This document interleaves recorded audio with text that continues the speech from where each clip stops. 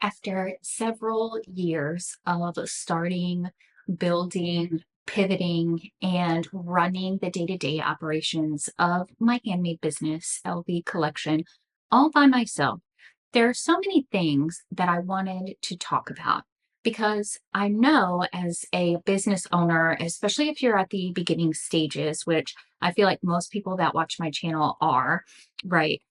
After a time, you just kind of feel like overwhelmed. And when am I going to get my big win? There's so many things that go into that day to day that I said before. If I could talk to the me just starting out, the girl whose kitchen was a mess, pregnant with her third child, full of ideas and amazing dreams, these are the things that I would tell her. And if you're feeling like you're drowning, unable to make a decision, can't stick to one thing consistently, I'd recommend watching this video through to the end because I think I can help you. These are the things that I would tell myself if I was starting from day one today. When I started my handmade business, LV Collection, back in 2021, I would have had zero plan, really. I didn't write up a business plan before I started. I didn't do much research. I just knew I had a passion. I knew I had a dream. I needed to follow it. I had that like super focus ADHD thing going on, and my daughter there to back me up at every single turn. And while that was awesome, it did lead me down a road that was disorganized, indecisive, and left me like unable to complete a project from beginning to end with a big focus goal in mind of success. And while I don't regret the journey at all for one single day, I do think that things could have turned out differently and would look different now had I thought about these things beforehand. All right. The first thing that I think I should have done differently and wish that I would have done differently, quite honestly, is had any single sort of understanding about simple accounting. The only thing I really knew how to do at the beginning of my journey was profit and loss. I knew how to like balance my checking account, not a checkbook like it's 1990, but I knew how to kind of balance my accounts and account for the money coming in and the money going out. So that was really great because it gave me at least a little bit to work with. But I really had no idea how accounting worked otherwise.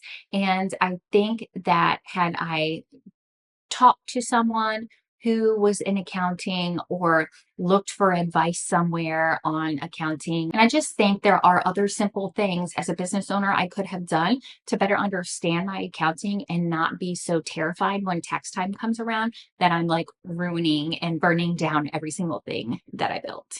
Now, the next one is arguably the most important. I think it depends on what type of personality you have. I think that this one is most important, but I am more creative and I am less like, let me do all of these numbers things and all these analytical things. I'm definitely more of a creative person. So for me, I think that this one's the most important, but you might see otherwise. I don't know. Let me know down below which one do you think was more important. Truly wish I had spent a lot of time developing my unique perspective before planning, buying, or launching a single collection. I think that if you want to grow right now in markets such as ours, right, our handmade soaps, our handmade candles, they are absolutely everywhere, especially if you're on like wholesale platforms like Fair or you're at an in-person local market. The sellers are everywhere. The soap makers are everywhere. The candle makers are everywhere. And you'll notice those more successful ones are the ones that have a unique angle. Okay. Some people refer to it as like a unique selling perspective. They kind of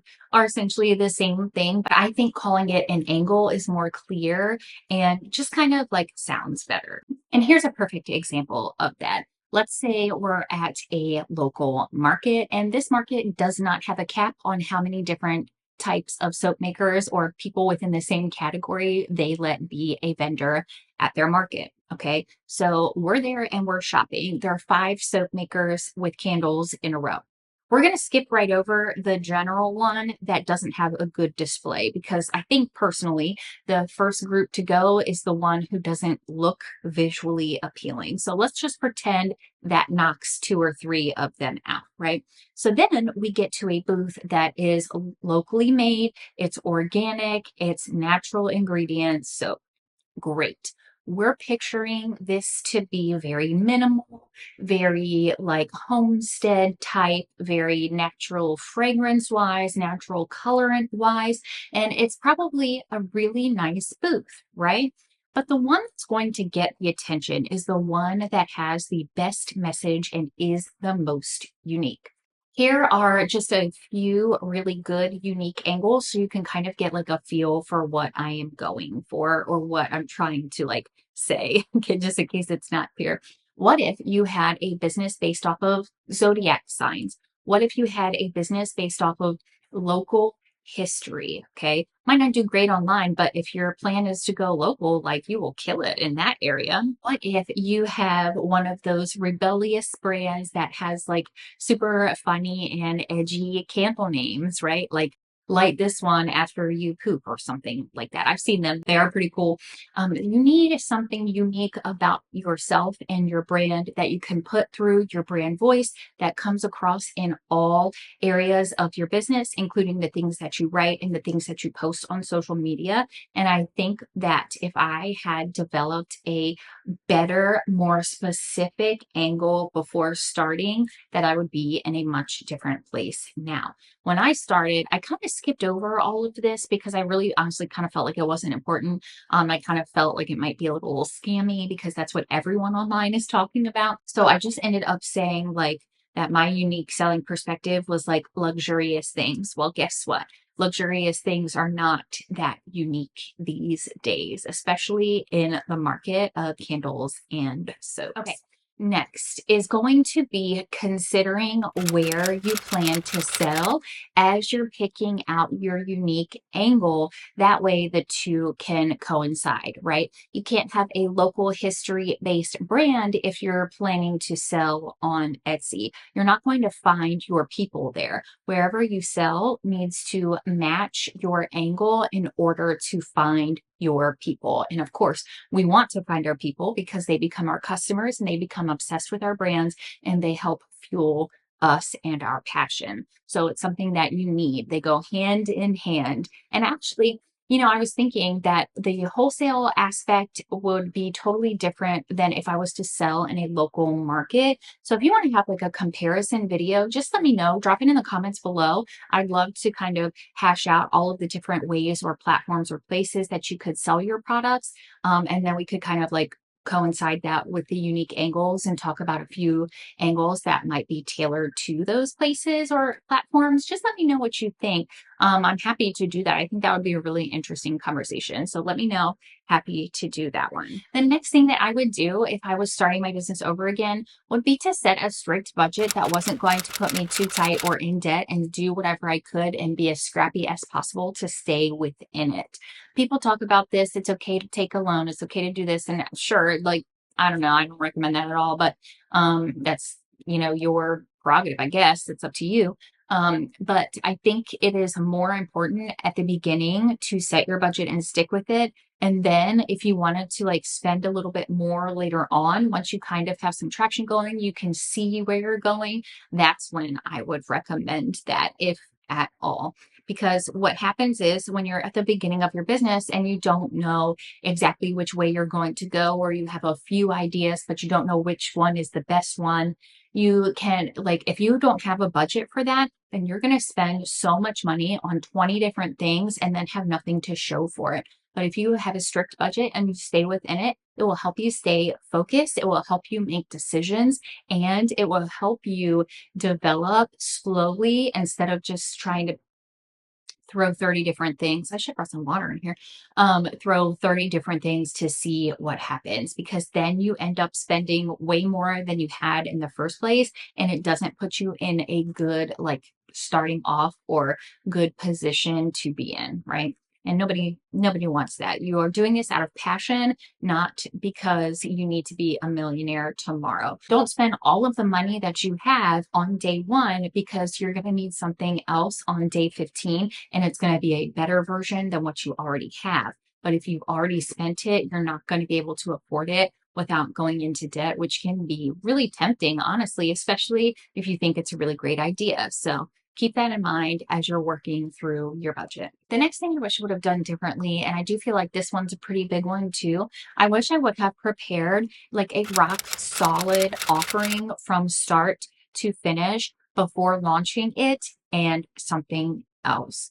I tend to, and I've gotten much better over time, but at the beginning, I was like teasing things on Facebook, right? Or on social media in general. And then I would run into a hiccup, and then people would be like, oh, I saw you were working on this soap. Where is it on your website? Can't find it. And that's because when it cured, it turned brown and it's funky now. And I don't want anyone to buy it because it looks bad. Or there's a fragrance oil pocket running through the entire middle of the bar for each bar, and now it's ruined, right? I guess another way to put it, what is that analogy? Don't count your chickens before they hatch. I think I'm pretty sure that's what it is. You don't want to start selling something before you've made it before you've tested it, just in case it doesn't work out or something goes awry. And okay, I've made plenty of videos about products going wrong, and it really stinks when they're going wrong, but you have people asking for them. But if you have something done from start to finish, then you don't have to worry about that. So keep that in mind. Definitely a good tip to honestly live by no matter what stage of your business you're in. Next up, if I were starting over or if I were talking to my former business self, I would do everything that I could to get an advantage and move my pacing along. And I know it's tough because you don't know what you don't know. And I say that all the time. It's so true. It applies here. It applies at school to the kids. It just applies to every life situation, I personally feel. But it's true, right? Like, if I don't know what steps I need to start my business, or if I don't know how to build a product collection, I need to find resources and videos or people or coaches that can help me. Maybe I find a formulator that has recipes. Maybe I find, templates. Maybe I join a coaching program. There are tons of opportunities out there. You just have to kind of know what you're looking for. And I will say, I think that this one should be at the bottom of the list. And I put it last for a reason, because you don't want to start working with a coach if you have no idea what you're doing, or no angle, or no, real firm offer, right? You need those types of things in place before you start working with a coach or a mentor or something like that, because they cost money. All right. And you want to make sure you're spending your money at the right time for the things that you are buying. Now, one resource, and it's actually not one resource, it is a vault of resources that could help you in your journey, especially if you're starting and working on collection planning and future launches and that kind of thing. If you need formulas or recipes, one really great resource that you could buy is my Formulator's Vault. And I hope that doesn't sound like too salesy, like I'm not good at that and I'm not trying to sound like that, but it truly is a great resource. Right now, it has over 18 resources in it, and it is $29. The great thing about it is that as I add more resources, I am going to up the price. And I'm not just saying that, like, I'm not trying to be one of those like scammy, like, people. Okay. But it's true. The value I think that the templates and PDFs and printables and guides give you right now, I think is worth far more than $29. But what I like to do is over deliver. Okay. I never want someone to be disappointed. The link is in the description below. It's in my stand store. It's called the Formulator's Vault. And then later, as I add more, you get those free additional resources whenever you want. You have access to the vault for the life capacity of the vault. So let's say if next year there's 50 resources in there, you paid $29. one time, and now you have all 50 of those resources. You get free downloads every time I add something new to it. So I truly do think it is worth the value, especially at this price of $29 right now. My favorite resource in there is the inventory tracking sheets that's hosted on Google Docs. And the other resource that I absolutely love and I think is great for beginners that are sticking within a budget is the fragrance oil testing notes spreadsheet, because I try a bunch of different fragrance oils and then I write notes about how they perform in cold process soap, candles, body butters, etc. Like other notes about them. Did they discolor? Did they accelerate? Whatever the case is, I write all of that in there, and that document itself is growing within itself within the growing vault. So I do think that those are just two resources that I wanted to highlight that might help people that are like you in the beginning of your journey. And that, my friends, is where we're going to leave it today. Thanks so much for watching. If you check out the Formulators Vault, definitely let me know in the comments below, and I will see you next week. Yeah, I'll see you next week.